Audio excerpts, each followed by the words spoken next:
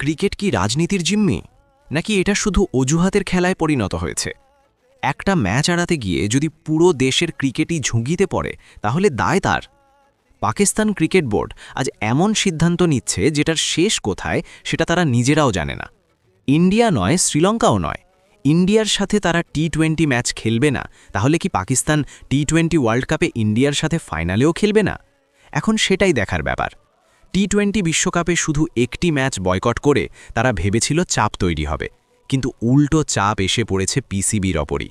ব্রডকাস্টারদের কোটি কোটি টাকার ক্ষতি, আইসিসির কড়া সতর্কতা, সব মিলিয়ে পাকিস্তান ক্রিকেট আজ বড় সংকটে। সবচেয়ে বড় সমস্যা, একই সময়ে পাকিস্তানের অনূর্ধ্ব ১৯ দল ইন্ডিয়ার সঙ্গে মাঠে নেমেছে। এতে পরিষ্কার ক্রিকেট খেলতে নয়, সমস্যা তৈরি করতেই এই নাটক। আর আইসিসি যদি কঠোর হয়, তাহলে এর মূল্য দিতে হবে পুরো পাকিস্তান ক্রিকেটকেই।